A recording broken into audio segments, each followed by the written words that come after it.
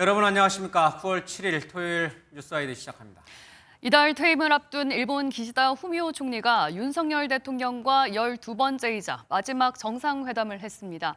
이번 정상회담의 의미 그리고 앞으로 한일 관계는 어떻게 될지 경남대 극동문제연구소 조진구 일본 연구센터장 모시고 자세히 살펴보도록 하겠습니다.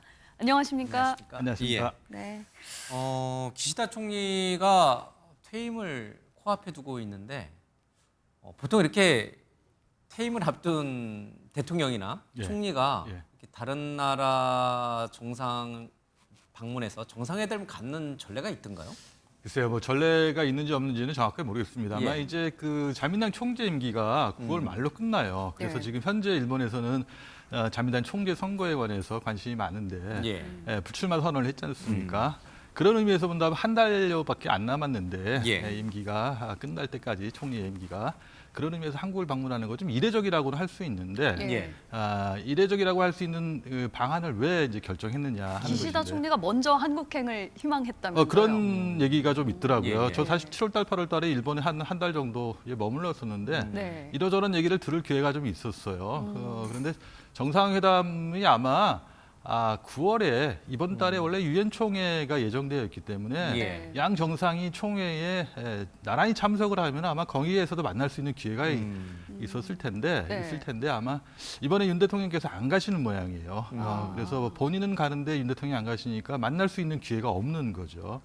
지금까지 3년여 이제 재임하면서 가장 외교적으로 보면 성과가 있는 게 한일 관계인데 윤 대통령과 컨비를 이뤄서 관계 개선을 했단 말이에요. 그런 의미에서 퇴임 전에 다시 한번 윤 대통령을 만나고 싶어서 최종적으로는 그거를 이제 마무리 짓겠다는 생각이 있었을 텐데 윤 대통령과 조우할 수 있는 기회가 없기 때문에 그러면 셔틀 외교가 보험이 됐기 때문에 본인이 오거나 윤 대통령이 가거나 하시거나 해야 되는데 현실적으로 보면은 좀 윤 대통령이 가시는 건 무리가 있으니까 본인이 가겠다 이런 뭐 결단을 한 거 아닌가 싶습니다. 그 한일 정상회담 이제 성과는 잠시 뒤에 조금 더 하고 이제 그 맥락을 조금 이어서 가면 일부에서는 이제 뭐 세종대 호사카 유지 교수님 주로 그런 주장하시는 것 같은데. 이 기시다 총리가 이제 총리 자민당 총재에서 물러나고 이제 총리에서 물러나지만 여전히 이 한일 관계에 있어서만큼은 어떤 이제 뭐랄까 강한 영향력을 후임 총리에게까지 행사할 수 있는 강한 영향력을 확대하기 위해서 이번에 이렇게 퇴임을 앞두고도 이 한국 방문을 한 거 아니냐. 쉽게 말하면 이제 후임 일본 총리가 등장했을 때 잘 봐라. 내가 이 한일 관계 복원시켜 놨다. 그리고 내가 여전히 윤 대통령과 가까운 사이다. 그러면은 이제 내 얘기도 어느 정도 이제 후임 총리가 이제 수용하고 이런 어떤 정치적 영향력, 외교적 영향력을 여전히 행사하기 위해서 이런 방안 결정을 한 것이다. 뭐 이런 해석도 일부 있더라고요. 말씀하신 대로 그런 해석도 가능해요. 사실은 가능하고 더 하나 뭐 우리가 좀 생각해야 할 거는 그러면은 현재 이제 자민당 총재 선거에 나오겠다고 하는 사람들 가운데 누가 됐을 때 한일 관계에 급격한 변화가 올 것이냐, 혹은 누가 되더라도 급격한 변화가 없을 거다 이런 그 생각을 해본다면은 아마 유력하게 거론되는 그 후보들 가운데 누가 되더라도 큰 틀에서 보면은 한일 관계에서 커다란 변화가 오기 힘들 거예요.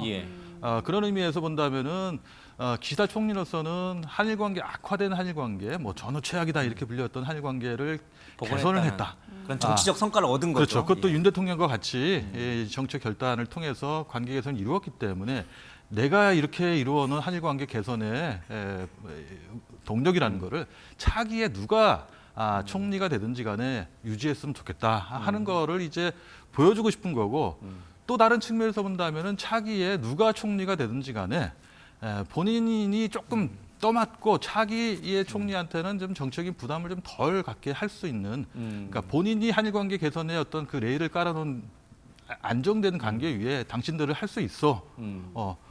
만약에 한국에서 뭐 정권이 바뀐다든가 했을 때 늘 일본에서 나오는 얘기가 이제 골포스트를 옮긴다는 그런 얘기거든요.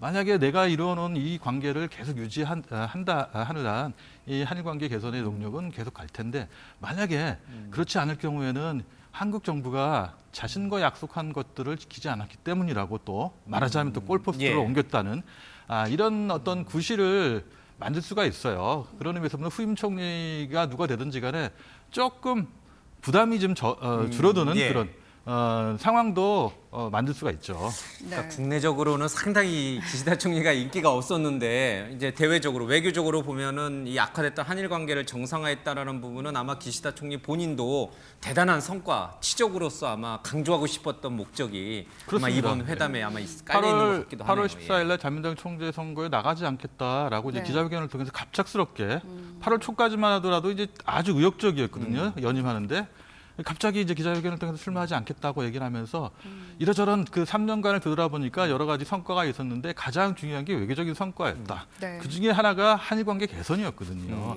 실제로 가시적인 성과라는 게 가장 큰 거는 한일 관계 개선이었어요. 네. 그런 의미에서 본다면은 국민들한테 좀 피부로 와닿을 수 있는 한일 관계 개선됐다는 걸 보여주고 싶고 또 그거를 마지막에 윤 대통령과 함께 뭔가 피부로 느끼는 우리 윤 대통령도 그런 말씀 자주 하셨는데 국민들이 피부를 느낄 수 예. 있는 한일 관계 개선되었다는 것을 이런 것을 다시 한번 확인하고 싶지 않았나 하는 생각이 듭니다. 예, 알겠습니다. 그렇게 어제 이제 12번째 한일 정상회담이 있었죠. 기시다 총리가 퇴임하기 전에 마지막 정상회담이었는데요. 어떤 얘기가 오갔는지 영상으로 한번 보고 오시겠습니다.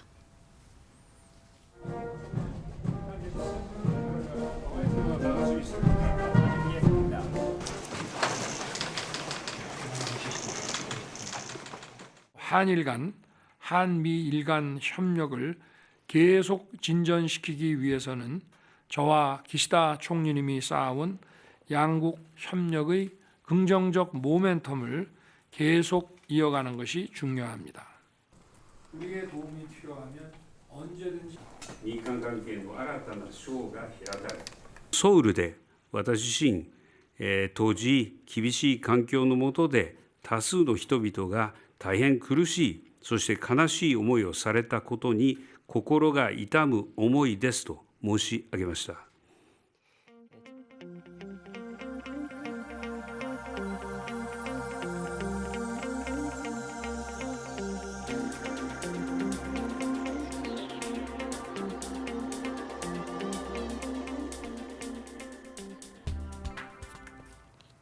네, 기시다 총리가 한일 관계를 개선한 것을 두고 엄청난 이제 치적과 성과로 인식을 하고 있다. 앞서서 말씀을 해주셨는데 야권에서는 또 이렇게 보고 있습니다. 그동안 기시다 총리는 우리 정부에서 얻어간 게 굉장히 많다. 뭐 제3자 변제안이라든지 후쿠시마 오염수 방류 문제라든지. 그렇죠. 예. 예, 그렇다면 우리 정부가 일본으로서 얻은 것은 무엇이 남아 있을까? 이 글쎄요, 저도 부분을 좀 그게 좀 어떻게 궁금하기는 설명할 합니다. 수 있을까요?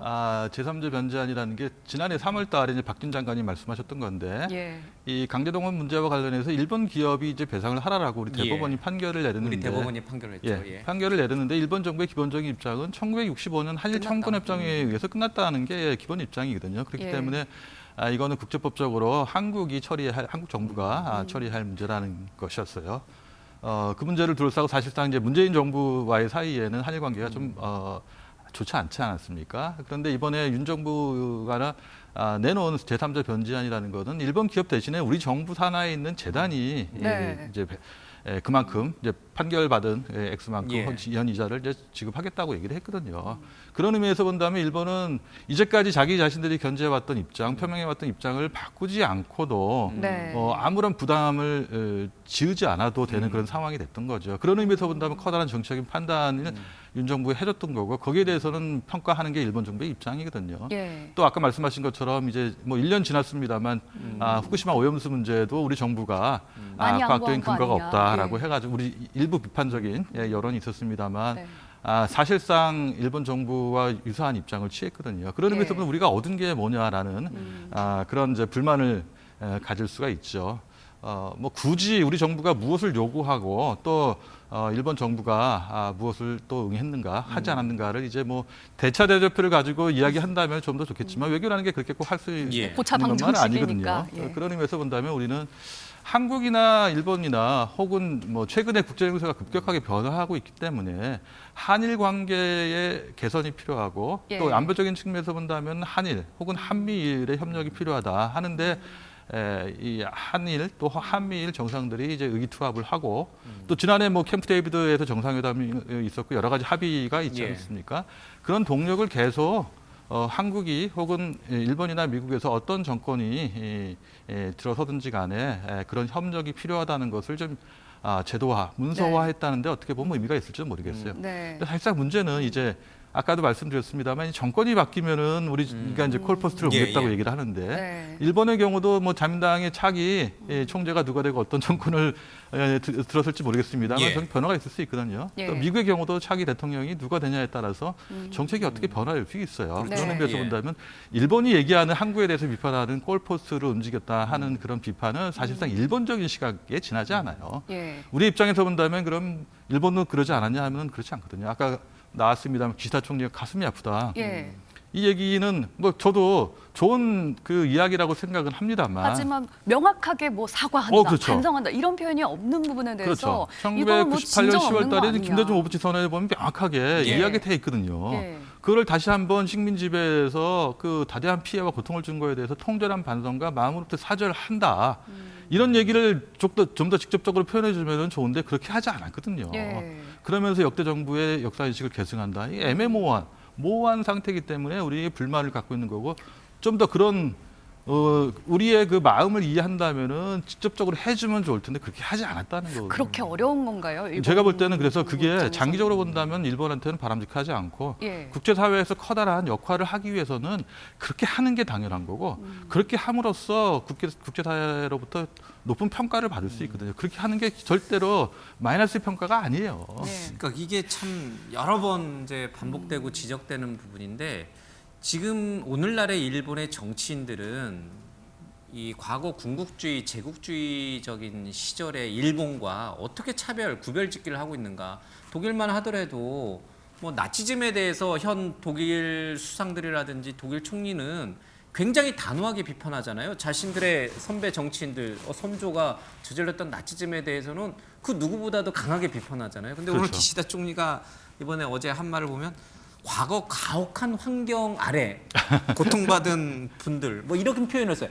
과거 가혹한 환경. 이거는 일본의 군국주의, 제국주의적인 침략의 식민화 시기를 말하는 거면 가혹한 환경이라고 표현할 게 아니라 우리의 잘못된 어떤 제국주의 정책하에 고통받았던 대한민국 국민에게 뭐 이렇게 표현을 하면 그러니까요. 또 그게 용기 있는 거 솔직한 거 아닌가요? 뭐 어르신 말씀이에요. 예. 그리고 1995년 8월 달에 당시 이제 무라야마 도미이치 예. 사유당하고 자민당의 이제 연립 정권이었는데 사유당 그 출신의 총리는 국책을 잘못했다 일본이. 네. 그래서 아시아 국가들한테 식민지 전쟁을 통해서 많은 다대한 고통을 줬다 이런 얘기를 하신 적이 있어요. 예. 좀 더 명확하게 그와 같은 거를 역대 정부의 그 역사 인식을 계승한다고 한다면은 무라야마 총리가 얘기했던 거, 혹은 2005년도에 고이즈미 주니치로 전 총리가 이야기했던 것들, 혹은 1998년 10월에 김대중 오부치 선언, 혹은 2010년도에 이제 예. 지금 그 자민당과 달리 이제 민주당의 그 간나오토 총리가 그 왕실 의궤를 이제 돌려주면서 문화재를 돌려주면서 우리의 의사에 반해서 일본 한국인들이 이 식민지 지배에 당한 거에 대해서 참 자존심을 상했다 이런 얘기를 한 적이 있거든요. 이런 것들이 전부 다 정권에 상관없이 현재 일본 정부가 계승하고 있다면은 좀 더 명확하게 이야기를 해주면 좋을 그러니까요. 텐데. 과거와 단호하게 단절하는 모습을 일본 정치인들이 보여주면 얼마나 좋습니까? 그러니까 그게 좀 아쉽습니다. 네. 지금 현재 이제 뭐 자민당 총재 선거에 나온 그 유력한 정치가들도 좀 명확하게 그런 것들 이야기해주면 좋은데 그렇지 않고 일부는 또 야스쿠니 신사를 참배하는 그런 정치가들도 맞아요. 있었거든요. 예. 그러면 우리가 일본의 모습은 어떤 것인지 사과하는 모습이냐 아니면 사과하지 않고 조금 그 정당화하려고 하는 미화하려고 하는 그런 모습이 있는 거냐 예. 의문을 제기할 수 있거든요. 그런 부분들은 좀 뭐 대단히 아쉽기도 하고 또 아직까지도 이제 한일 관계가 뭔가 깔끔하게 복원된 것 같지 않은 듯한 느낌을 자꾸 이제 인상을 갖게 되는 이유 중에 하나인 것 같습니다. 물론 이제 과거사 문제가 굉장히 중요하고 우리가 예. 뭐 잊어서도 안 되고 또 뭐 해결할 수 있는 방법들 여러 가지 또 우리가 풀어가야 될 숙제들은 분명히 있습니다만 그렇다고 해서 또 미래지향적 관계를 또 우리가 이 과거에 사로잡혀서 또 외면할 수는 없잖아요. 그렇죠. 이번에 이제 한일 셔틀 외교가 복원되고 한일 정상을 통해 가지고 어떤 식으로든 미래지향적인 관계로 나아가려고 하는 이런 움직임들은 긍정적 평가를 좀 받고 있는데 어때요? 이게 윤석열 정부에 이어서 우리도 정부가 또 바뀔 수도 있고 뭐 연장될 수도 있는데 앞으로 계속 한일 관계는 좀 뭔가 미래지향적 관계로 계속 갈 수 있습니까? 아니면 자꾸 과거에 뭔가 이 문제로 인해서 예. 자꾸 이렇게 삐걱거리면서 계속 이렇게 불편한 관계로 가는 겁니까? 불편한 관계로 가면 안 되겠죠. 예. 가장 가까운 나라일 뿐만 아니라 양국이 1,000만 정도의 그 국민들이 서로 왕래하는 1년에 1,000만 정도의 그러니까요. 뭐 왕래하는 이번에 가장 뭐 비자도 좀 이렇게 간소화해주고 뭐 예, 그러더라고요. 그렇죠. 예. 저도 뭐 그 서울 도쿄 왔다 갔다 하면서 정말 많은 사람들이 한국으로 와 있구나, 또 한국 사람들이 일본을 와 있구나 하는 걸 이제 확인할 수 있어요. 그때 그 들어갈 때 입국 심사할 때 많은 사람이 줄 서 있잖아요. 네. 이런 걸 조금 빨리 했으면 좋겠다는 그런 이번에 생각이 그렇게 하더라고요. 예. 지금 그래서 양국 정부가 지금 그거를 좀 검토하고 있다고 하잖아요. 과거에도 한 적이 있습니다. 그래서 그런 걸 하면 좋을 것 같고, 또 교통카드도 저도 보니까 일본이 반도체 문제 때문에 교통카드를 안 팔아요. 없어요. 카드가 부족한 거예요. 그래가지고 한국에서 쓰는 교통카드를 일본에 그냥 썼으면 좋겠다. 혹은 일본에서 쓰는 교통카드를 획기적인데요. 한국에서 쓸 수 있는 예. 방안이 없을까 이런 생각도 예. 좀 한 적도 있어요. 거의 유로패스처럼. 그렇죠. 예. 그렇기도 하고 이제 내년에 이제 그 국회 정상이 60년이에요. 그렇기 때문에 새로운 이제는 좀 과거도 좀 직시를 하고 예. 또 네. 지금이 현재 일본의 그 젊은 세대가 한국을 보는 시각은 완전히 그 기생세대하고는 달라요. 그렇기 때문에 그런 세대가 젊은 세대가 주역이 될 수 있는 미래에 무엇을 해야 할 것인가를 예. 좀 양국 정치가들이 고민한다면은 예. 과거와에 대해서는 조금 더 명확하게 겸허하게 반성하면서 단절을 하고 가는 게 좋지 않을까 하는 생각이 듭니다. 김건희 여사가 이제 일본 총리 부인과 함께 이제 오늘 K-팝 그룹을 이제 방문했다고 하는데 사실 이게 타이밍, 그러니까 이게 일정만 잘 맞았으면 우리 엠벤에서 하고 있는 이제 한일 광장전이 이제 일본 가수들 아주 인기가 많죠. 예, 네. 스튜디오 녹화 현장으로 딱 왔으면 좋은데 네. 아쉽게도 이게 일정이 좀 잘 안 맞은 것 같아요. 저희 녹화 일정이. 그래서 뭐 K-팝 그룹을 방문했다고 하는데 뭐 양국의 이 퍼스트 레이디들끼리 문화적인 차원에서 특히 이제 K-팝이라든지 이런 거를 같이 좀 구경하고 또 뭔가 문화적 교류를 좀 확대가는 건 굉장히 좋은 것 같아요. 엄청 좋습니다. 아까도 말씀드렸다시피 그 일본의 기성세대와 젊은 세대 사이에 한국을 보는 시각이 너무 차이가 나요. 네. 이 젊은 세대들은 한국을 보는데 선입견이 없어요. 그 K-팝이라고 갖고 있는 그 문화적인 그 흡입력이라는 게 엄청나게 대단해요. 네. 일종의 한국에 대한 동경심 이런 게 있는 거거든요. 예. 네. 이런 것들은 과거에 그 기성세대는 알 수 없는, 이해할 수 없는 그런 부분들이에요. 그래서 네. 그거를 좀 더 확대해 가고 그러기 위해서는 국민들이 좀 그 감정적인 앙금을 좀 떨쳐내야 되는데 그것을 어떻게 할 것이냐 하는 것이 이제 정치가들의 몫인데 네. 조금 더 좀 겸허하게 과거를 좀 보고 네. 미래를 생각하는 그런 모습들을 좀 보여줬으면 좋겠다. 저희가 이제 국제적인 관계에서 또 빼놓을 수 없는 부분이 한미일 관계일 텐데 일본 총리도 이제 다음 달이면 바뀌게 되고 미국에서도 바이든 대통령이 연임을 포기하지 않았습니까? 네네. 이제 11월 대선 치르고 나면은 그쪽도 이제 카운터 파트너가 바뀌게 되는 그렇죠. 상황인데 한미일 관계는 앞으로 어떻게 좀 전망을 하고 계신지? 아마 트럼프 2기가 들어선다고 해서 트럼프 1기 때처럼 아주 급격한 변화가 다시 또 올 것이냐 하면 꼭 그렇지는 않을 거예요. 왜냐하면 예. 4년 동안 해본 경험이 있기 때문에 주변에서 혹은 주변 국가에서 자신에 대해서 어떤 비판을 하고 있는지 네. 혹은 그게 미국 국민들한테 어떤 호소력을 가질 것인지는 본인은 잘 알 거라고 생각이 들어요. 그러나 아마 트럼프 2기가 왔을 때 바이든 정권의 정책과는 좀 다른 측면에서 결이 다른 게 나올 수가 있거든요. 그런 의미에서 본다면 한일이 협력해야 할 뿐 더 많아요. 예. 한국과 일본은 미국 동맹국이에요. 동맹국으로서 이제까지 한국과 일본이 해온 역할이 있고 예. 앞으로 그걸 양국이 다 더 할 수 있다는 걸 보여줘 왔거든요. 예. 그럼에도 그것과 다른 모습을 취한다고 그러면은 한일이 손을 잡고 협력을 해서 미국에 대해서 요구할 건 요구하고 잘못된 거를 잘못됐다고 얘기할 수 있는 예. 그런 예. 이야기가 성숙된 외교를 할 수 있는 기회가 생길 수도 있어요. 그런 의미에서 본다면 현재의 한일 관계의 그 개선된 모습을 계속 유지해가는 게 네. 우리 국민들, 양국 국민들한테도 혹은 양국 국익에도 예. 부합한다 이렇게 말씀드릴 수 있을 것 같아요. 교수님은 트럼프가 재집권할 걸로 보시는군요. 해리스가 아니요, 꼭 그렇지는 않습니다. 그렇지는 예. 않은데 해리스가 되면은 그냥 바이든 외교 정책을 그냥 그대로 가져간다 이렇게 보시는 뭐 그럴 수 있죠. 그럴 수 있긴 한데 해리스 부통령의 대통령 후보 부통령의 경우도 정책 측면에서 본다면 자신이 어떤 생각을 갖고 있는지 명확하게 드러낸 적이 없어요. 아직 미지수인 거죠. 네. 그렇기 때문에 좀 더 이제 지켜볼 필요가 필요가 있다는 것이고 네. 트럼프는 일단 해봤지 않습니까? 네. 그리고 현재 주변의 국가들이 트럼프 2기가 들었을 때 어떤 우려를 갖고 있다는 거를 아마 다 그 참모들이 예. 모니터링을 하고 있기 때문에 그거를 참고로 해서 아마 새로운 정책을 내거나 아니면 기존의 정책에 이게 바이든 정부의 정책이 아니라 이거는 미국 국가를 위해서 미국 국익 우선이라는 게 트럼프의 그 모토였지 않습니까? 그런 의미에서 본다면은 완전히 우리와는 다른 어떤 그런 정책을 펼 거라는 생각이 들지 않아요. 이제 우리 윤석열 정부도 사실은 이제 막 국내의 많은 비판에도 불구하고 미래를 위해서 한 발 앞으로 내딛었으니까 일본도 이제 좀 더 보수 극우 세력과 단호하게 거리를 두는 그런 또 한 발 진전된 그런 행보를 보여주면 한일 관계가 뭐 더 탄탄해지는 건 뭐 맞습니다. 그렇게 그래서 조금 제가 좀 아쉽다고 한다면은 이제 일본에서는 그런 얘기를 많이 해요. 그 이야기할 건 이야기하고 요구할 건 요구하겠다, 협력할 건 협력하겠다 이런 얘기를 이제 중국에 대해서 이야기를 많이 하는데 우리도 한국과 일본이 협력해야 할 부분 해야 돼요. 그런데 말하고 좀 불만 이 있는 것은 이런 거다. 우리 국민들이 진정으로 원하는 건 이런 것이다. 좀 가까이 올 필요 있다 하는 것을 직접 우리 정부가 일본 정부한테 이야기할 필요가 있어요. 그런 의미에서는 좀 아쉬운 점이 있죠. 알겠습니다. 자, 지금까지 경남대 극동문제연구소 조진구 일본연구센터장과 함께 이야기 나눠봤습니다. 말씀 감사합니다. 잘 들었습니다. 고맙습니다.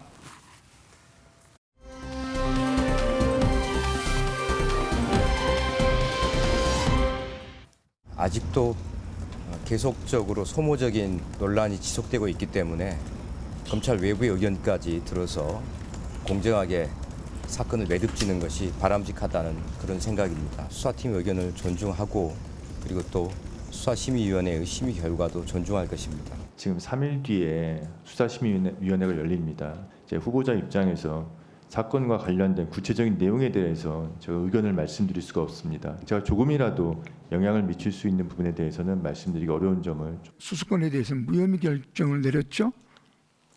아직 내리기 전으로 알고 있습니다. 아, 그렇습니까? 절차에 따라 신속하고 공정하게 수사를 할 것으로 알고 있습니다. 저는 그냥 성실하게 준비한 대로 잘 소명을 했습니다. 그래서 지금 뭐 공정하고 객관적인 판단을 기대하고 있습니다. 누구나 다 예상하고 있듯이 이 사건 같은 경우에는 알선수재죄나 변호사법 위반죄 여부에 대해서 가장 크게 관심을 가지고 있고 수사심의위원 분들도 그 부분에 대해서 이제 관심을 가지고 있는 것으로 보입니다. 김건희 여사의 명품백 수수 의혹과 관련해 외부 전문가들로 구성된 검찰 수사심의위원회가 불기소를 권고했습니다. 앞서 무혐의 결론을 내렸던 검찰 수사팀과 같은 판단을 내린 건데요. 한 주간 있었던 정치권 이슈 내부 모시고 자세히 짚어보겠습니다. 박창환 장한대 교수, 송영훈 국민의힘 대변인, 최수영 전 대통령직 인수위 전문위원, 최인호 전 더불어민주당 의원과 함께합니다. 안녕하십니까? 안녕하세요. 이 네 분 가운데 이제 뭐 법률 전문가가 우리 송영훈 대변인이어서 질문 먼저 하고 가야 될 것 같습니다. 수사심의 결정 보니까 이제 6가지 혐의와 관련해서 이제 청탁금지법 위반, 또 알선수재, 변호사법 위반, 뇌물수수는 직무 관련성이나 대가성이 없다. 그렇기 때문에 이거는 불기소 처분하는 게 맞다. 이런 식으로 이제 권고 결정을 내렸고. 증거인멸과 직권남용과 관련해서는 뭐 증거물을 이미 확보했다. 그리고 직권남용과 관련해서는 뭐 그러한 걸 입증할 만한 증거가 없다. 이제 이런 결론을 내려서요, 수심위가. 자, 이 법률적 수심위의 법률적 판단은 국민의힘 대변이니까 당연히 타당하다고 보실 건데 법률가로서 봤을 때 이 수심위의 이런 결정은 타당해 보여요? 뭐 수사심의위원회가 증거와 법리에 따라서 그리고 충분한 설명을 듣고 독립적으로 잘 판단했을 것으로 생각합니다. 수사심의위원회의 결정을 존중하고요. 이 수사심의위원회의 결정에 관해서 왈가왈부하시는 분들이 있고 또 특히나 야당에서는 굉장히 또 강도 높은 비판을 오늘 쏟아냈던데 이 부분을 좀 말씀드리고 싶어요. 수사심의위원회는 기본적으로 문재인 정부에서 만든 제도입니다. 2017년에 문재인 정부가 출범을 하고 소위 검찰개혁의 일환으로 검찰개혁위원회라는 것을 꾸리고 당시 민변회장이었던 그 송도한 전 헌법재판관이 검찰개혁위원장이 되지 않았습니까? 거기서 권고해서 문물검찰총장 때 만든 제도가 이 수사심의위원회 제도입니다. 그러면은 그 수사심의위원회가 독립적으로 판단한 결론에 대해서 민주당이 비판을 쏟아내는 것은 일종의 자가당착이 아닌가 그렇게 보이고요. 그다음에 이번에 수사심의위원장이 누굽니까? 그 강일원 전 헌법재판관이잖아요. 이분은 박근혜 전 대통령 탄핵 사건 때 주심 재판관이었죠. 그러면서 굉장히 그 예리한 질문 그리고 깔끔한 진행 또 또 그 명료한 쟁점 정리 이런 것으로 정평을 얻었던 분입니다. 그러면은 그때는 환호를 하다가 이번에는 또 수사심의위원회의 결론이 문제가 있다라는 식으로 접근하는 것은 자기 모순이 아닌가 그런 생각도 아울러 들고요. 네, 민주당 정권 때 이 수사심의가 도입된 건데 이걸 스스로 부정하는 것이냐 이 부분에 대해서 어떻게 반론하시겠습니까? 지금 뭐 언제 만들어졌냐 이게 중요한 게 아니고 그 처분 결과가 어떻느냐 또 국민들이 생각할 때 이 사건을 어떻게 느끼고 있는데 결과는 무혐의다. 이런 부분을 중점적으로 내용을 보고 평가를 해야 되지 않겠습니까? 예. 실제 이번에는 절차상 하자가 심각했다. 네. 왜냐하면 청탁을 받았다고 고발당한 김건희 여사 쪽은 이제 변호사가 입회를 해서 신문을 받았죠. 예. 충분히 자기 진술을 했을 거 아닙니까? 그런데 이제 고발인인 최재형 목사 측엔 부르지 않았어요. 그럼 이게 공정한 신문 절차, 공정한 신문이 되었겠느냐 이런 측면에서 보면 충분히 의견서를 검토를 했다 이렇게 얘기했습니다. 의견서도 물론 참고가 되겠지만 실제 또 참여해서 또 그 현장에서 김건희 여사 쪽과 또 대질신문이 가능한 거 아닙니까? 서로 양측이. 그래서 객관적으로 평가할 수 있는 그런 기회를 보장을 해줘야 되는데 예. 한쪽만 불렀다는 것은 그런 행정성에서도 문제가 되고 실제 이 맹풍백과 관련해서는 법적인 문제도 상당하지만 실제 국민들이 생각할 때는 이 맹풍백 사건이 얼마나 지금 오래 가면서 그 과정에서 검찰 수사는 황제 수사다. 경호실에서 김 여사가 오히려 뭐 검사를 불러서 수사를 한 거 아니냐라는 말이 나올 정도로 황제 수사라는 논란이 있었고요. 또 국민권익위에서 담당했던 그 국장이 그 억울하게 극단적인 선택까지 하는 이런 사건까지 벌어졌던 이런 국민들이 정말로 감정상으로 보면은 어마어마하게 많이 상해 있는 상황에서 일방적으로 김 여사 측만 불러서 무혐의 처분했다 하는 것은 결국에는 이원석 총장에게는 좀 면피용 수심이 결과고 김건희 여사 쪽에는 면죄부용 수심이 결과다. 알겠습니다. 그래서 혹시나 했는데 역시나로 끝난 수심이 처분. 이 부분은 어떻게 보시는지 궁금합니다. 어쨌든 검찰 수사팀 그리고 검찰 수사심의위원회 역시 모두 같은 결론을 내렸습니다. 혐의가 없다. 뭐 법적으로는 이제 문제가 없다. 다 들여다봤더니 그렇다면 이제 지적을 해주셨습니다만 국민 법감정에는 어떻게 이 수사 결과가 받아들여질까? 어떻게 보면 고위공직자의 배우자가 금품을 받더라도 이제 아무런 문제가 될 수 없다, 되지 않는다라는 결론이 이제 나온 셈이고 그게 이제 선례가 될 수 있는 건데 이 부분은 이제 앞으로 우리가 우려해볼 수 있는 부분은 없는 건가요? 그러니까 이제 이게 사실은 그 이른바 김영란법이라 그러는 거죠. 근데 거기에서 이제 조항이 저촉이 되지 않는다라고 했는데 일부에서 이제 얘기하면 그럼 앞으로 지방자치단체장이나 이런 공직자의 아내들이 선물 받은 건 어떻게 처리할 거냐 이런 얘기들이 있으니까 저는 그거는 이제 법의 제도와 보완이 좀 필요하다라고 생각합니다. 그러니까 지금으로선 법이 없기 때문에 처벌할 수 없지만 없다고 하니까 앞으로 저는 법을 만들어서 이제 처벌할 길을 연다. 국회가 그거를 입법으로 보완해야죠. 그러니까 그거는 이제 국회의 몫이 되는데 다만 여기서 이제 이번에 사실은 뭐 자꾸 민주당 쪽에서는 이게 조금 절차적 하자도 좀 있고 그다음에 뻔한 예견된 결론은 아니냐 얘기했는데 사실 외부 전문가 150에서 300명으로 구성된 사람 가운데 무작위로 15사람 뽑아서 한 거는 이것만큼 공정한 게 어디 있습니까? 그렇게 해서 6개 항목에 대해서 전부 불기소를 얘기했으니까 검찰과 거의 싱크로율 100% 아닙니까? 그러니까 저는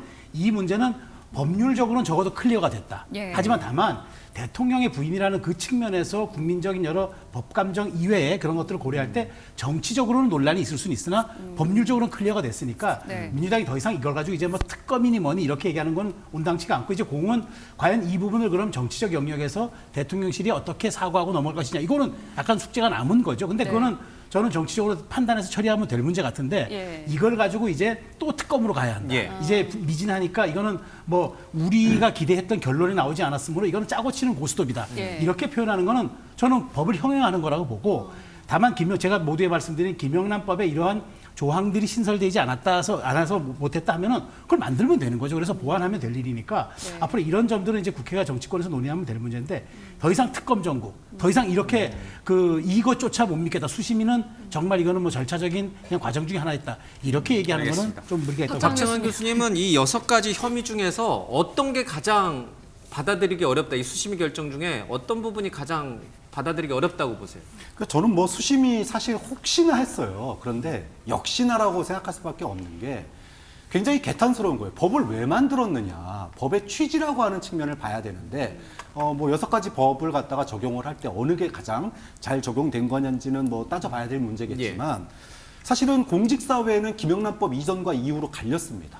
사실은 뭐 대학 교수인 저도 그렇고 기자인 앵커도 마찬가지지만 김영란법 이전만 하더라도 뭐 사실 접대받는 거, 밥 먹는 거, 술 먹는 거 사실 큰 부담이 없었잖아요. 아니에요. 부담 커요. 하지만 솔직히 말해서 김영란법 이후에 김영란법 이전에도 청렴하게 살았습니다. 김영란법 이후에 공직사회는 스승의 날, 저 같은 경우에 스승의 날 꽃선물도 못 받았습니다. 그 정도로 엄격하게 잣대를 들이밀었고 법이 없다 손 치더라도 공직자의 부인이 100만 원 넘는 500만 원 가까운 그런 선물을 받는다라고 하는 거는 어떤 공직자 부인도 상상도 못한 일이에요. 그런데 이 부분에 대해서 최초로 예외가 생긴 겁니다. 윤석열 대통령이 후보 시절에 검찰총장 마지막 때 뭐라고 그랬습니까? 검경 수사권 분리가 부패 대한민국을 만들 거라고 그랬어요. 그러면서 부패 대한민국을 막아야 된다고 그랬습니다. 그런데 윤석열 대통령 집권 3년 만에 공직자 부인들이 500만 원 가까운 향응이나 선물을 받아도 무죄가 되는 정말로 대한민국의 어떤 그 소위 청렴의 상식을 갖다가 뒤엎은 이런 판결이 나왔는데 그러면은 김영란법 왜 만들었냐라고 하는 국민들의 법의 취지를 완전히 형해해 버린 거잖아요.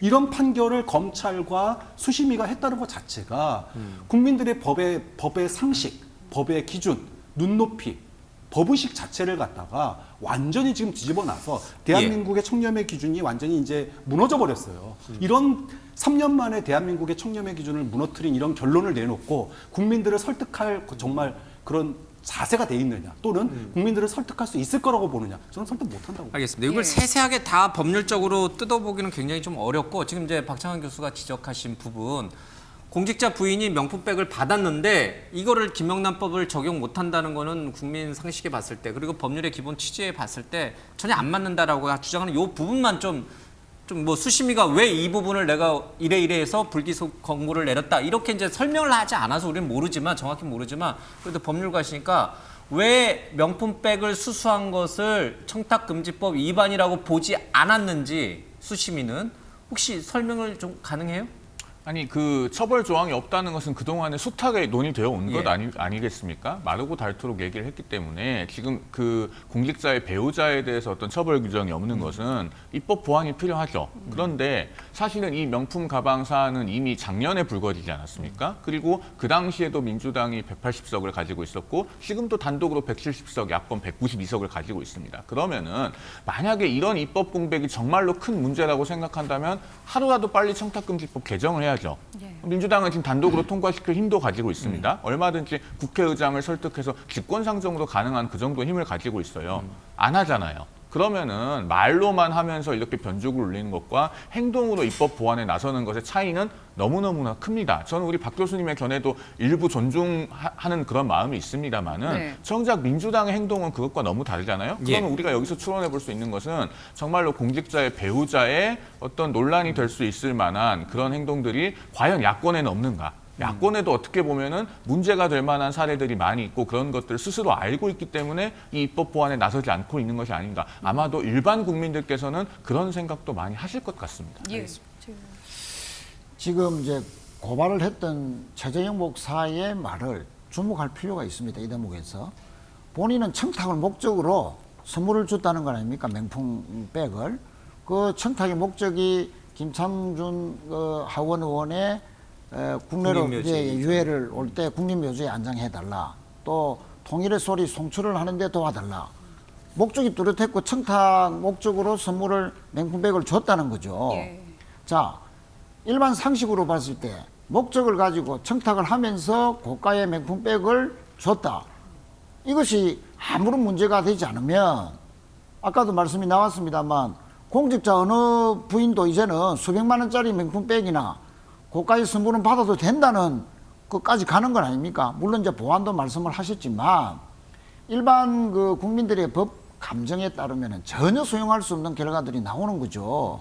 그리고 국민권익위의 그 조사 과정에서도 어떤 압력이 있었다는 그런 의혹이 있는데 왜 그런 그 의혹이 이제 생길 수밖에 없느냐? 뭔가 검찰은 검찰대로 국민 권익위는 권익위대로 국민들이 알고 싶어하고 또 국민들의 법 감정에 맞는 최소한의 무슨 조치라도 나와야 되는데 두 기관 다 무혐의 처벌을 해버리니까 국민들로서는 특검에 대한 관심을 가질 수밖에 없고 이미 발의해 놓은 특검에 대한 처리 속도가 상당히 빨라질 수밖에 없을 것이다. 저는 그렇게 보고 있습니다. 그러니까 지금으로서는 현행법상 공직자의 배우자는 청탁금지법상에 포함이 되어 있지 않기 때문에 처벌할 수 없다. 이제 이 부분에 대해서 민주당은 이제 거야니까 충분히 법적으로 미비한 부분을 네. 이제 보완할 수 있고 그 부분에 대해서는 제가 한마디만 해야 한다라는 데는 말씀드리면요. 동의하십니까? 만약에 이재명 대표의 부인이 이런 그 고가의 백을 받고 어떤 청탁을 받았다면 과연 검찰 수사 결과는 어땠을까? 김정숙 여사가 이런 것을 했다면 지금 수심위의 결과는 어떻게 나왔을까? 뭐 법리적으로 이렇게 들여다보지 행평성 않았겠습니까? 차원에서 다 의문을 가질 수밖에 없는 편파적인 수사 또 수심위 결과다. 그렇게 볼 수밖에 없는 것이죠. 예, 지금 이제 뉘앙스로는 수사팀 결과도 그렇고 수사 심의 결과도 그렇고 받아들이기 힘들다라는 이제 입장으로 들리는데 야권에서는 뭐 지금 특검을 주장하고 있습니다. 어차피 최종 수사 결과는 이제 무혐의 결론이 나올 거로 점쳐지는 상황에서 이렇게 일단락되는 게 아니라 이제 또 특검으로 가고 또 이 부분은 어떻게든 수면 위로 계속 떠오를 수밖에 없는 거라고 봐야 되나요? 저는 그렇게 가면 안 된다고 말씀드린 거예요. 그러니까 지난번 최혜병 사건도 마찬가지입니다. 경북경찰청에서 수사심의위원회 열어가지고 혐의 없음으로 했었잖아요. 근데 이게 와가지고 지금도 정치권에서 계속 논란이 됩니다. 그러니까 예. 자, 그럼 그거는 이제 그것대로 이제 말하자면 그거는 이제 억울한 생명의 죽음이었고 재발 방지를 위한 노력 차원이니까 그건 그대로 좀 조금 우리가 그 정치권의 논란을 공수처 결과까지 보고 둔다 하더라도 예. 이 문제는 법적으로 이미 클리어가 됐잖아요. 그러니까 조항이 없으므로 그러니까 저는 정치적으로 논란이 있을 수 있다고 봅니다. 예. 이거는 이제 대통령 부인의 그러니까 영부인의 문제이기 때문에 정치적으로 논란이 될 수 있지만 적어도 법률적으로는 이 문제가 저는 이제 일단락된 거고 여기에 대해서 그러니까 말하자면 이제 검찰의 수사 결과도 못 믿고 경찰의 수사심의위원회 결과도 못 믿는다면 도대체 법은 왜 존재하는 겁니까? 그러면 검찰을 아예 인정 안 하겠다는 얘기고 수사심의위원회 인정 안 하겠다는 얘기 아닙니까? 그럼 민주당이 원하고 듣고 싶은 대로 결과가 나올 때까지 이걸 끝까지 끌고 가겠다는 정치적 의도가 예. 있는 거잖아요. 그런 측면에서 저는 더 이상 이 문제는 말하자면 국민의 여론에 맡기는 건 좋으나 이걸 가지고 정치의 영역으로 끌어들여서 이걸 법적인 문제로 계속 돌파해 나가겠다. 저는 민주당이 거기서 좀 일단락을 지어줘야 한다고 생각합니다. 그렇게 우리 최수영 위원님의 바람대로 되지는 않을 것 같아요. 추석 전에 지금 민주당은 벌써 김건희 특검법을 발의하겠다라고 지금 얘기하고 있죠. 네. 그러니까 그래서 이 문제를 추석 밥상에 올리겠다라고 하는 의도를 확실히 갖고 있어요. 정치적 의도잖아요. 그렇게. 예. 그걸 하지 말라고 계속 네. 이제 말씀하시지만 근데 안 할 정치적인 것 같지는 의도가 않아요. 아니에요. 정치적 의도를 넘어서서요. 그러니까 지금 얘기는 고위공직자의 가족이 김영란법 대상입니다. 대상이에요. 제 와이프도 대상이었습니다. 그런데 문제는 그랬을 경우에 처벌 조항이 없다는 얘기예요. 지금 문제는. 그런데 그럼 그걸 갖다가 입법 보완을 해서 지금 처벌 조항 만들려고 그러는데 네. 많은 국민들은요. 이제까지 그걸 상식으로 받아들였어요. 제 와이프도 당연히 5만 원 이상 선물 받으면 안 돼라고 하는 걸 상식으로 이미 김영란법 만들 때 다 알고 있었습니다. 김건희 여사는 고위공직자 부인 아니었습니까? 대통령 부인이기 이전에. 이미 많은 국민들이 상식으로 알고 있는 일을 예. 영부인한 이유로 그 상식을 아득히 뛰어넘고 이제 와서 그것이 문제가 되니까 법적으로는 문제가 없어요라고 얘기를 해요. 그럼 더 이상 정치적으로 논란하지 말자는 거예요. 그런데 알겠습니다. 법적으로 문제 없는 것과 국민들의 상식이 뒤엎어지는 건 다른 문제라는 거예요. 정치가 왜 필요합니까? 법과 국민들의 인식 사이의 괴리를 갖다가 모으는 게 정치예요. 입법부의 역할이다. 그럼요. 알겠습니다. 그래서 법으로 보완할 문제가 있고 정치적으로 풀 문제가 있는데 네. 지금 이거는 법으로 해결됐으니까 이제 정치 얘기 그만합시다라고 얘기하는 거는 정치하지 말자는 거랑 똑같은 거예요. 알겠습니다. 뭐 이 문제와 더불어서 지금 이 특검법 안에 이번 주에 좀 논란이 컸었던 이른바 김건희 여사의 이제 총선 개입 의혹, 뭐 일부 매체가 보도를 했고 지금 뭐 대통령실이라든지 국민의힘에서는 이것 또한 말도 안 되는 가짜 뉴스다 이제 이렇게 또 얘기를 하고 있습니다.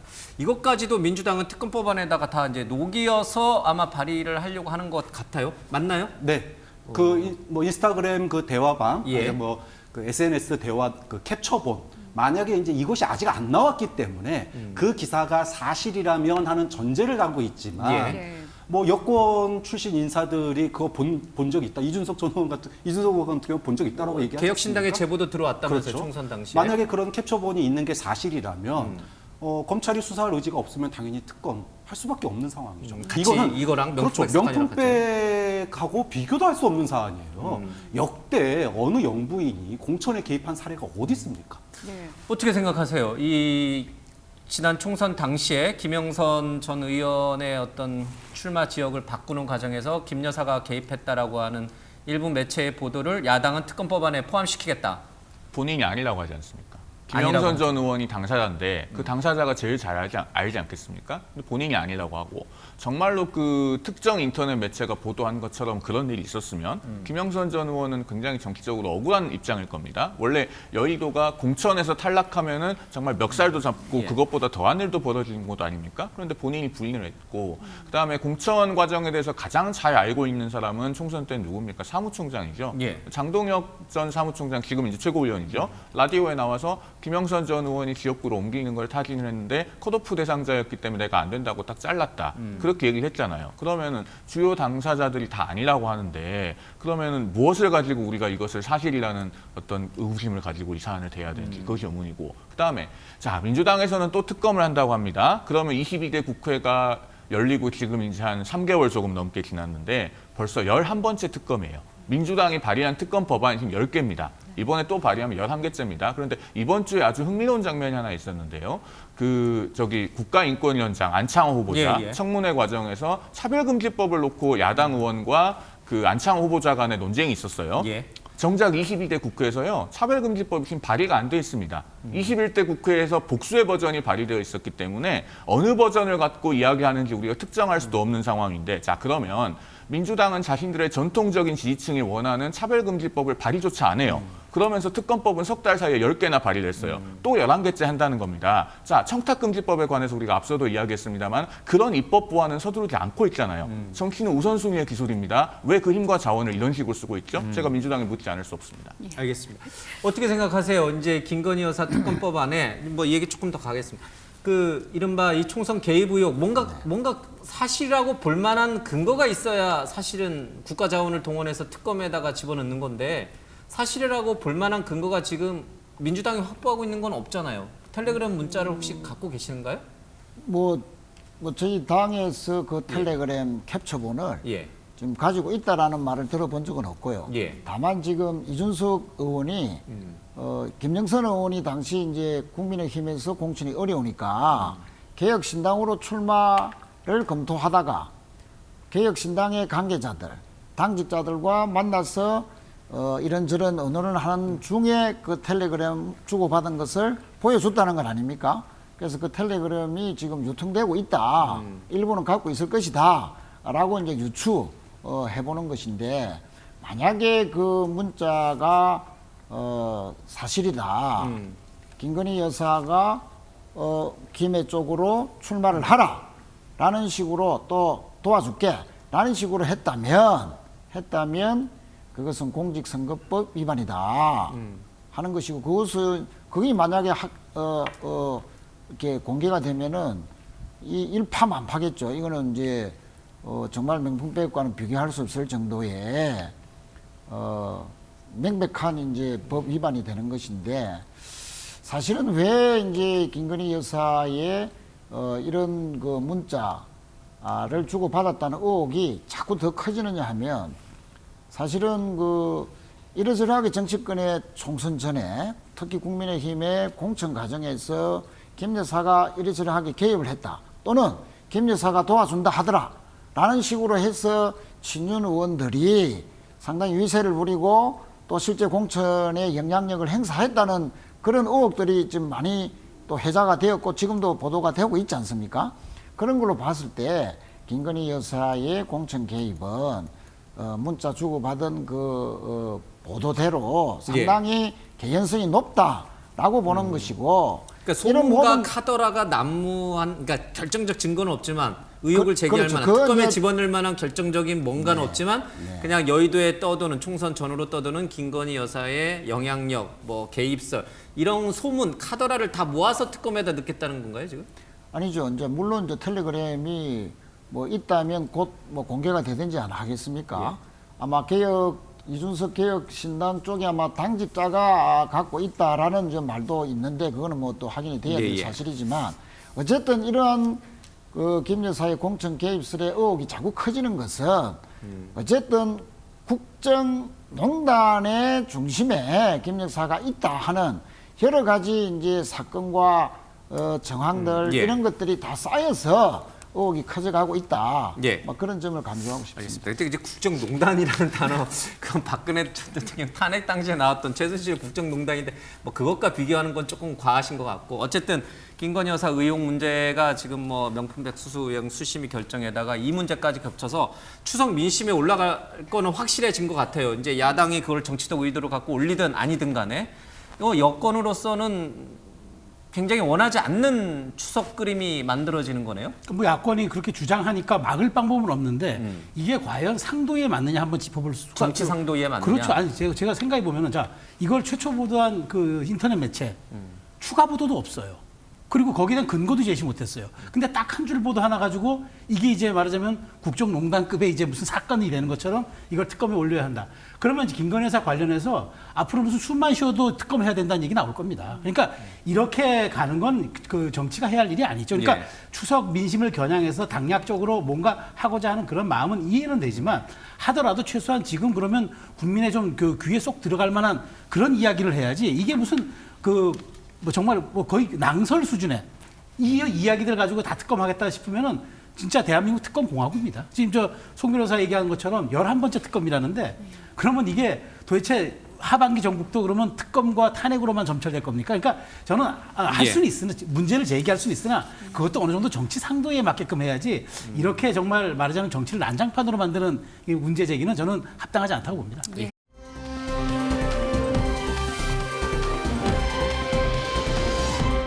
의료 대란의 우려가 정말 심각한 현실화가 되고 있는데요. 응급실을 제때 가지 못해서 수술이나 시술을 받지 못하는 환자들이 늘고 있습니다. 관련해서 준비된 영상부터 보고 오시겠습니다.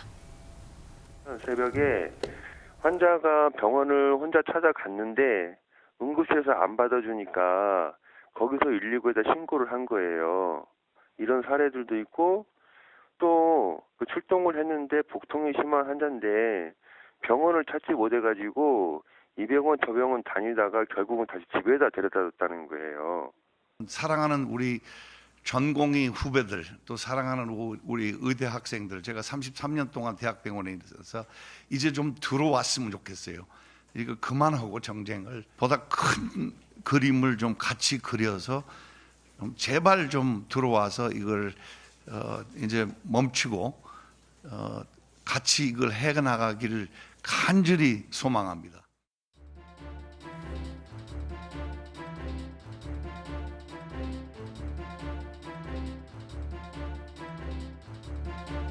국민들께서는 응급실 뺑뺑이로 희생을 당하는 이 와중에도 집권 여당은 뒤에서 응급실 특권을 누리고 있습니다.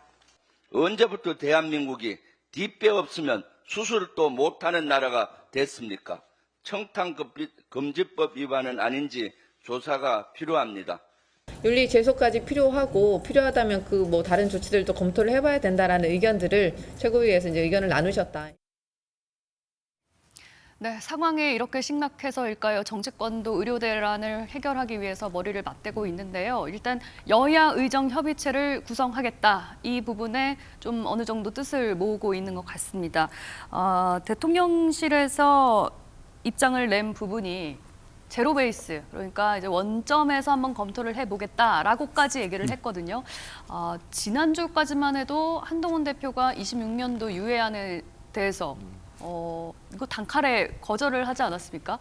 갑자기 이렇게 전향적인 입장으로 바뀐 이유는 뭐라고 보십니까? 사실 뭐 지난주 여론조사나 제가 언급해야 하면 갤럽 조사에서 어쨌든 대통령에 대해서 부정평가로 나오는데 가장 높은 항목이 18%로 그 의료 문제였었어요. 그러니까 이걸 현실을 외면할 수가 없죠. 정치는 정말 우리가 말하자면 현실 속에서 이루어지는 일인데 우리가 뭐 역사와 대화하고 이럴 수는 없는 것 아닙니까? 당장 급하고 그다음에 여당 대표가 어쨌든 문제를 제기했고 여야 대표회담에서도 이 문제에 대한 위기의식을 공유하겠다 했잖아요. 그럼 대통령실이 반응하는 건 당연하죠. 대통령실이 고립된 섬은 아니지 않습니까?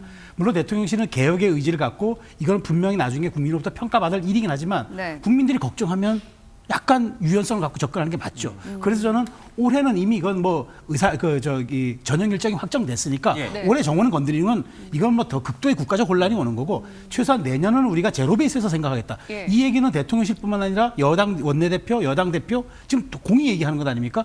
그렇다면 이건 사전에 치밀히 조율된 것으로 봐야 되기 때문에 대통령실 입장에서는 어쨌든 그러니까 의료 문제에 대한 출구 전략을 마련한 거고 한동훈 대표 입장에서는 여당 대표로서 문제를 제기한 것에 대한 합당한 또 말하자면은 응답을 받아낸 거고 더군다나 야당까지 여기 합세하겠다는 것 아닙니까? 이제 공은 의료로 넘어갔죠. 그러니까 저는 대통령실의 제안이 그나마 유연성을 갖고 이 문제를 들여다보고 대책을 마련하겠다. 추석 전에 굉장히 좋은 시그널이 나왔는데 그런데 이 제로 베이스라는 게 원점에서 검토를 하겠다는 게 완전히 이제 증언을 하지 않겠다. 그러니까 영명 증언이라고 하잖아요. 영명은 아니겠죠. 백지화를 하겠다 이런 의미는 아니잖아요. 아니죠. 1,500 올해 1,500 했잖아요. 그러니까 내년도에는 최소한 원래 하던 데에 대한 그것만 빼놓고 나중에 2,000여 명에 대한 그런 증언은 얹히지 않을 수도 있으니 이 문제를 논의하자. 저는 의료계가 여기에 응답을 해줘야죠. 근데 이게 시청자 이해를 돕기 위해서 명확하게 좀 끊고 가야 될 부분이 하나 있는데 이게 제로 베이스라는 뭐 방금 질문을 했습니다만은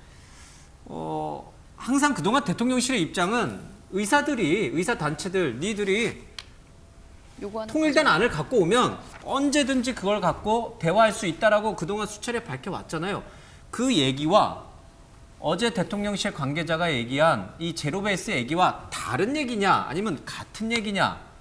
지금 대통령실에서 나오는 얘기는 2026년 유예안 얘기를 하는 게 아니다. 우리가 그동안 줄곧 얘기해왔던 의사들의 통일된 안을 갖고 오면 그거에 대해서 우리가 원점에서 대화할 수 있다라는 그동안 수차례 밝혀왔던 입장이다라고 얘기를 해요. 그러면 전향적 입장으로 돌아섰다라고 표현하기는 좀 어려운 거 아닌가요?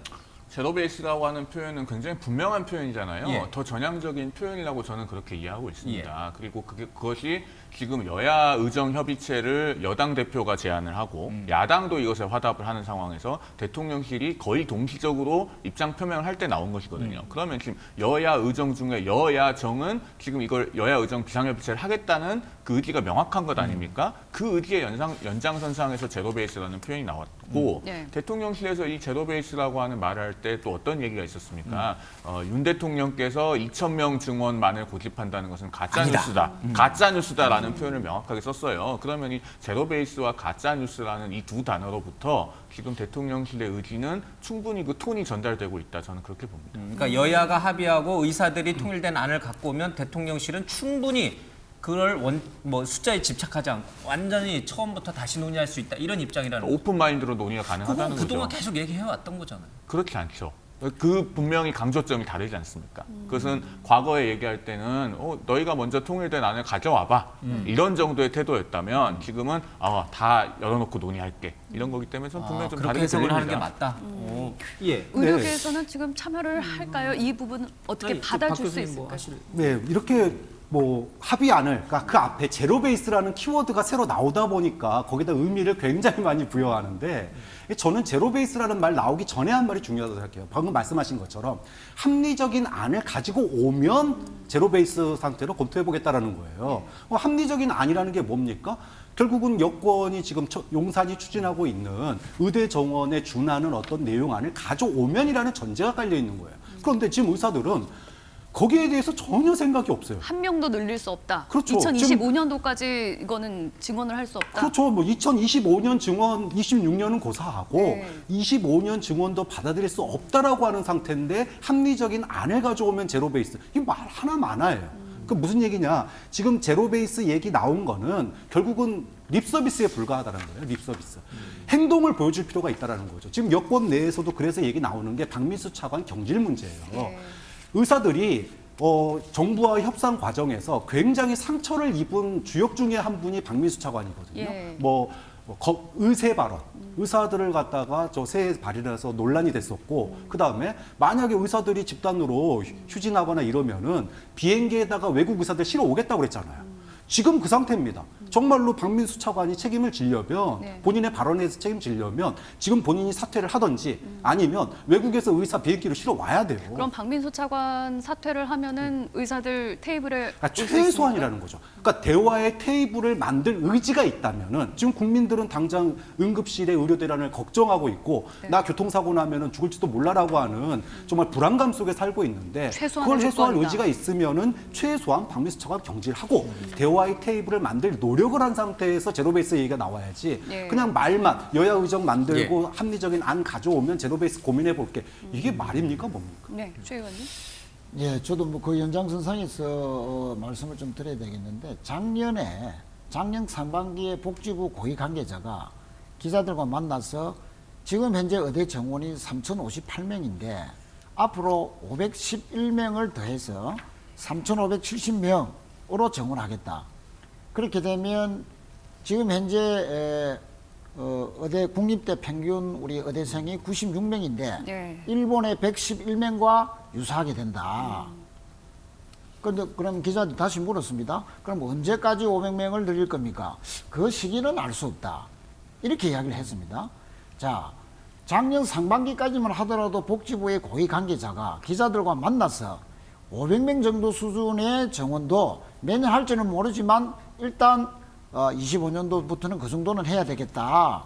특히 이제 필수 의료 분야나 취약한 지역에 의료 수급 때문에 그렇게 할 것이다. 라고 이야기를 했거든요. 네. 그런데 갑자기 연말 연초가면서 2,000명으로 갑자기 늘은 거 아닙니까?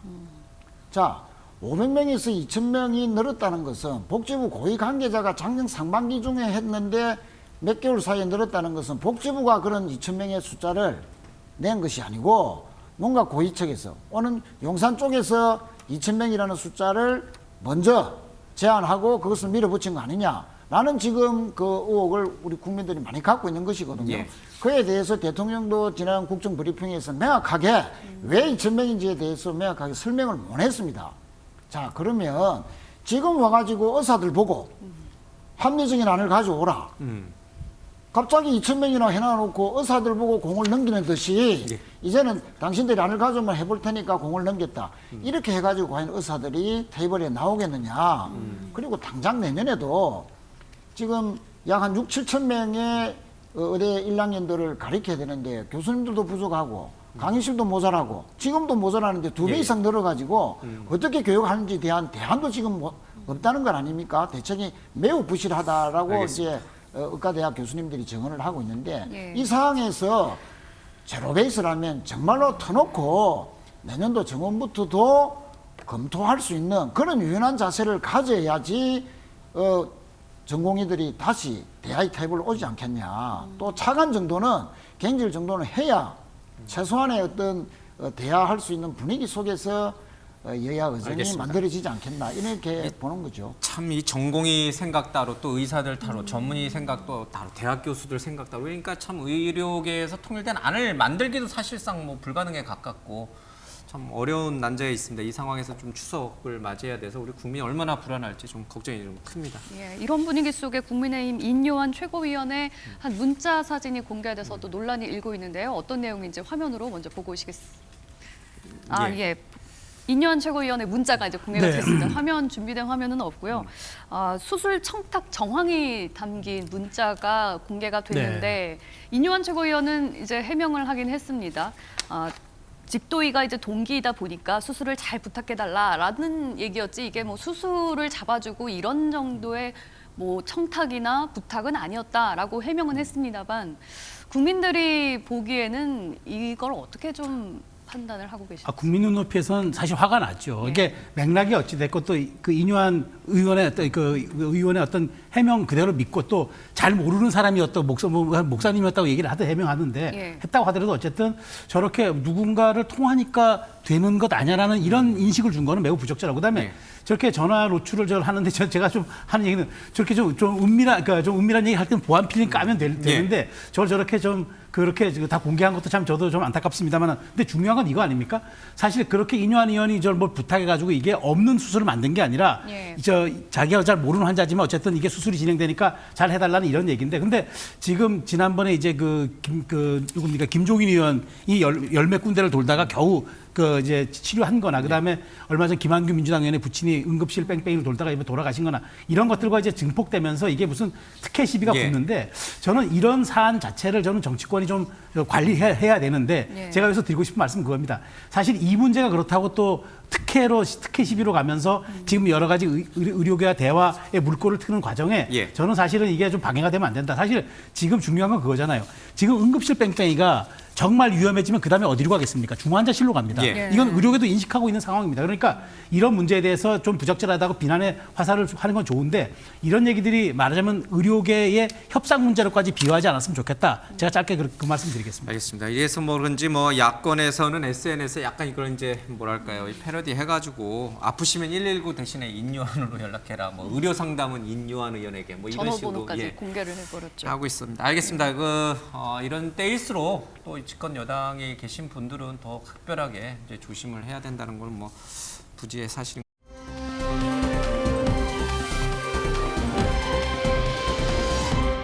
민주당에서는 윤석열 정부가 계엄령을 준비 중이라면서 연일 의혹을 제기하고 있습니다. 관련해서 준비된 영상부터 보고 오시겠습니다.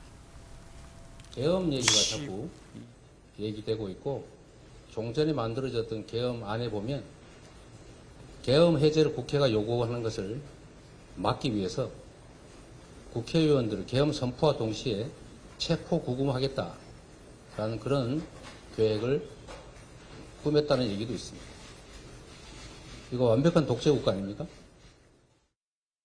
김영현 국방장관 후보자, 방첩사령관, 수도방위사령관, 특전사령관과 공간 비밀 모임을 왜 무엇 때문에 가졌는지 명확하게 해명하라. 방첩사령관, 수도방위사령관, 특전사령관이 갖는 공통점은 쿠데타에 꼭 필요한 부대라는 것입니다. 이상민 행안부 장관이 올 초 방첩사에서 방첩사령관 등 충안구 출신 4인 비밀 회동을 했습니다. 신원식 국방부 장관 보고가 패싱된 군기 위반 사건입니다. 충안파 김용현 국방부 장관 후보자는 최근 경호처장 공관에서 방첩사 수방사 특전사 사령관과 비밀 회동을 가졌습니다. 장관 보고 패싱의 군기 위반 사건입니다. 계속 제보가 들어오고 있는 상황입니까, 의원님? 그것은 구체적 근거가 있는 밝히기 어렵고요. 사실 네. 제보는 들어오는데 만약 그걸 확인 과정이 필요하고 밝히면 제보했던 사람이 다치잖아요. 그래서 참 조심스러운 면이 그 분야입니다. 그런 정도 얘기를 국회의원들이 또 야당에서 이야기 못한다고 하는 건 말이 안 되는 거죠. 제보가 있다 뭐 그런 얘기도 있는데 그 제보라는 게 되게 그런 상상력인 거 아니겠습니까? 정성호 의원님께서는 정치인이 이 정도 얘기도 못하냐 이렇게 얘기하셨는데요.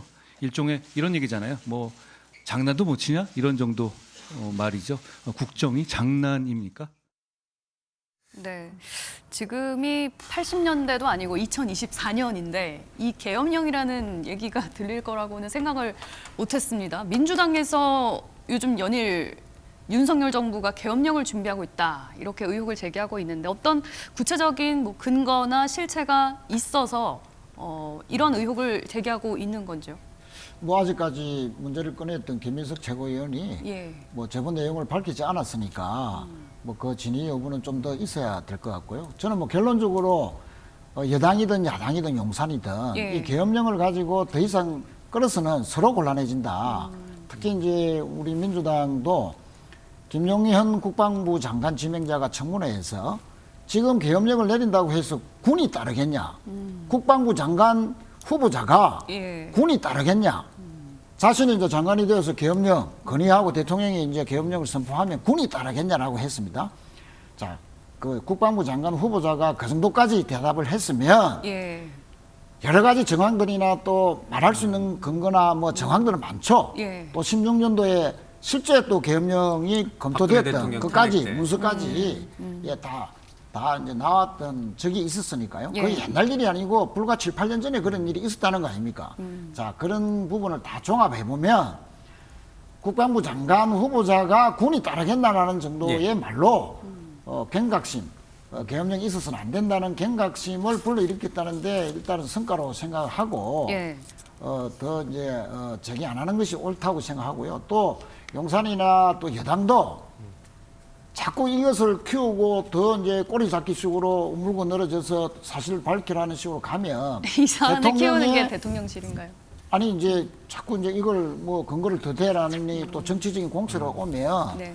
오히려 뭐 대통령의 독선적인 이미지나 또 잘못된 인사 여러 가지가 더 지적받을 수밖에 없을 것이다. 그런 측면에서 이제 예. 서로 끝내는 게 좋겠다 이렇게 생각합니다. 그럼 민주당에서는 이 개혁령 얘기를 그럼 왜 꺼내신 건가요? 그런데 자꾸 이제 물으시니까 저도 답변을 해야 되는데 네. 대통령께서는 왜 반국가 세력을 최근에 들어서 한 번도 아니고 알겠습니다. 그 얘기 여러 번 나오실 줄 강조했을까요? 알았습니다. 그러니까 이거는 예. 야당조차도 반정부 하는 그 야당조차도 반국가 세력으로 모는 거 아니냐는 그건 오해를 샀지 않습니까? 또 네. 특정 고등학교 출신들이 군 핵심 요직, 특히 이제 그 정보 라인에 집중적으로 배치되어 있다든지 네. 또 계엄령을 대통령께 건의할 수 있는 장관이 행안부 장관과 국방부 장관인데 공교롭게도 또 특정 고등학교 출신이다. 이런 것들이 뭔가 유사시를 대비해서 가장 가까운 분들을 이렇게 척건들을 앉혀서 뭔가 유사시에 대비하려는 거 아니냐라는 정한 걸 가지고 이제 여러 가지 이제 의혹을 제기하는데 예.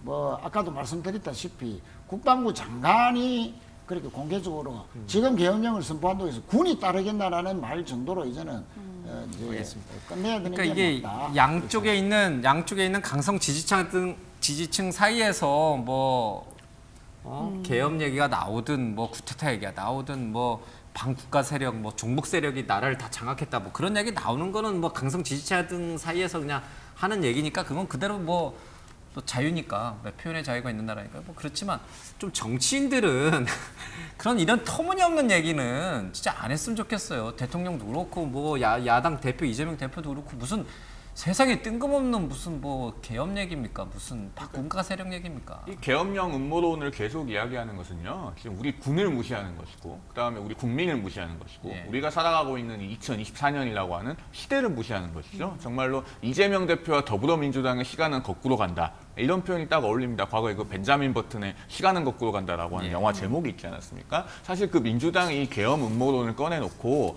근거를 아무리 제시하라고 해도 근거를 제시하지 않아요. 무슨 제보가 있다고 하는데 제보가 전혀 뭔지 구체성 있게 얘기를 못합니다. 자, 우리가 자기 집에 금송아지가 100마리 있다고 하는 사람한테 제발 한 마리만이라도 보여달라고 하는데 그 한 마리의 머리카락조차 보여주지 않는다면 우리가 그런 사람하고 더 말을 섞을 필요가 있습니까? 사실 계엄령 얘기는요, 이걸로써 다 끝났다고 생각됩니다. 민주당도 이제 그만하셔야죠. 정치인들이 좀 그런 얘기를 안 했으면 좋겠습니다. 인권이나 검찰을 보면은 시간이 거꾸로 가고 있다는 걸 저는 느끼고 있고요. 한도 끝이 없네요. 민주당이 하나 해야 될 게 있어요. 지금 한남동 공간에서 왜 경호처장이 수도권 3사령관을 만났느냐, 비밀회동을 했느냐 이런 주장이잖아요. 네. 저는 여기서 정말로 그런 계엄 얘기가 있었다라면은 저는 증거를 갖다가 민주당이 근거를 댈 필요가 있다고 봐요. 예. 그러니까 그거 근거 못 댈 거면 좀 더 확실한 근거가 나올 때까지 저는 뭐 이 얘기 더 이상 안 하는 게 민주당으로서 맞다고 봅니다. 제가 짧게 한 말씀만 드릴게요. 군 장성들 몇 명이 서로 만났다고 계엄을 모의하고 있다면 그러면은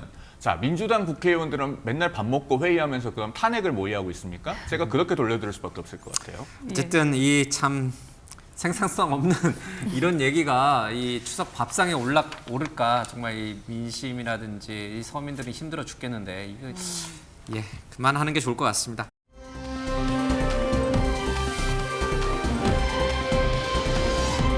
문재인 전 대통령에 대한 수사 얘기가 이번 주에도 굉장히 중요한 이슈였는데 뭐 아까 추석 민심에 김건희 여사를 올리려고 하는 게 야당의 정치적 의도라고 한다면 여당의 정치적 의도는 문재인 전 대통령 문다희 씨를 포함한 그걸 올리는 게 여당의 정치적 의도입니까?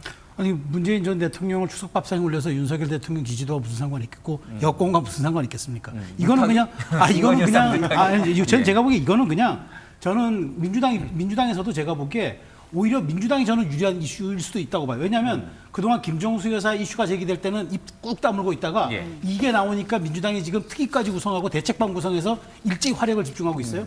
저는 여기에 하는 게 민주당이 단일 대우를 구성해서 10월, 11월쯤에 예상되는 이재명 대표 1심 선고에 오히려 그걸 물을 타죠. 거기에 거기에 대한 판결에 대한 이야기들을 문재인 전 대통령의 수사가 덮을 수가 있죠. 아, 그럼 전주지검이 검찰이 이재명 대표의 수사 얘기 물타기 하기 위해서 그러니까 제가 보기엔 여권에 유리한 이슈라고 하니까 이건 절대 뭐 여권에 유리한 이슈는 아닙니다. 다만 이 문제가 어떤 거냐면은 문재인 대통령이 그렇게 강조했던 결과는 공정하고 뭐 과정은 정의롭고 이 얘기들에 대한 법적 평가를 받아야죠. 저는 이 문제는 저는 검찰이 이제 입증할 문제라고 보는데 마치 이 문제가 정치 공작인 양 또 이 타이밍을 딱 노려가지고 지금 꺼내든 뭐 회심의 그런 여권의 카드처럼 얘기하는 거는 이거야말로 저는 진짜 어불성설이다. 말이 안 된다. 전형적으로 검찰의 못된 버릇이 또 나왔습니다. 이 사건의 본질은 전 사위의 취업 청탁과 관련된 논란이에요. 그러면 그 부분에 대해서 제대로 수사하고 밝혀내면 되는데 지금 언론에다가 흘린 거는 별개의 문제입니다. 자, 건수 하나 잡아가지고 계좌 추적해서 별건 수사를 갖다가 아직 확정되지도 않은 거를 갖다가 언론에다 흘려요. 그럼 언론이 그 의혹을 키웁니다. 아니 2억 5천만 원 갑자기 어디서 생겼어. 그래서 그러면 이제 검찰이 그걸 또 받아가지고 또 수사를 합니다. 전형적인 별건 수사의 지금 그 공식을 검찰이 공작하듯이 또다시 지금 하고 있다. 2억 5천만 원에 대해서 해명 단 한 번이라도 물어보고 지금 언론에 흘린 거 아니지 않습니까? 결국은 2억 5천만 원에 대해서 계속 물음표를 달아서 보수 언론에다가 땔감 제공하고 그래서 이걸 가지고 문재인 전 대통령 추석 이후에 소환하겠다. 그래서 소위 김건희 여사 명품백 수심이 이 의결에 대해서 결론은 물타기하겠다 이 얘기잖아요. 이건 별건 수사가 아니고요. 제가 좀 설명드릴게요. 이게 1998년부터 대법원 판례가 있어요. 원래 형법 129조의 뇌물수수로 처벌하려면 공무원이 받아야 되잖아요. 그런데 제3자가 받았어도 공무원이 그 공무원 아닌 사람에게 평소에 생활비를 부담하고 있었다거나 채무를 부담하고 있는 경우처럼 그 제3자가 받아도 그 공무원 본인이 받은 것과 같게 평가할 수 있는 경우가 있어요. 그런 경우에는 뇌물수수로 처벌할 수 있다는 게 1998년에 나온 대법원 판례입니다. 우리 국민들께서는 이제 경제공동체라고 하는 논리가 박근혜 전 대통령을 수사할 때 처음 나온 것이라고 생각하고 있는데 사실은 그렇지가 않고 그다음에 실제로 법원 판결에서도 박근혜 전 대통령을 처벌할 때는요. 경제공동체 논리로 처벌하진 않았어요. 그 뇌물죄의 공동정범의 성립 범위를 굉장히 넓혀서 그걸로 처벌했거든요. 자, 그러면은 문재인 전 대통령은 문다혜 씨 부부가 태국으로 가기 전에는 생활비를 주고 있는 관계였다고 하는 거 아닙니까? 전 사위가 타이 이스타젯에 취업을 하고부터는 돈을 안 줬다고 해요. 그런데 문다혜 씨가 태국에서 돌아와서는 어디서 삽니까? 관저에서 같이 살죠. 그리고 저 문재인의 운명이라고 하는 책과 관련해서도 무슨 디자인비 명목으로 2억 원이라고 하는 거액이 출판사에서 문다혜 씨한테 갔다고 하는데 그것이 또 이제 해명이 계속 바뀌어요. 이번에는 뭐 1억 원은 원래 문 전 대통령 몫이었다 뭐 이런 얘기도 나오는 것 같던데 그러면 이게 점점 아까 98년 대법원 판례에서 말하는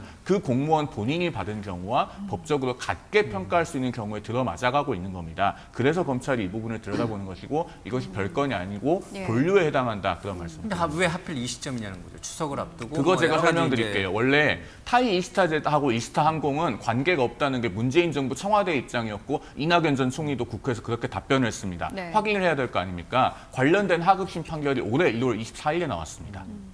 그래서 시간상 이렇게 된 것이지 뭐 김건희 여사 특검 얘기랑 이런 거랑은 전혀 무관한. 그때부터 이제 수사가 본격적으로 진도가 나가고 있는 것이죠. 알겠습니다. 이 추석 밥상에 어떤 이슈가 올라갈지 그리고 그 이슈에 대한 우리 민심의 평가는 어떤 결과로 나올지 그런 부분들이 상당히 좀 궁금해요. 아마 양 정치권은 그걸 최대한 정치적으로 자신들에게 유리한 쪽으로 끌고 가고 싶어 할 텐데 민심은 또 그렇게 정치인들이 끌고 가고 싶은 방향으로는 꼭 안 가더라고요. 또 반대 방향으로 갈 수도 있어서 정치인들이 조금 자중하는 게 더 좋지 않을까 이런 생각도 좀 드네요. 네, 저희가 준비한 소식은 여기까지입니다. 함께해 주신 여러분 고맙습니다.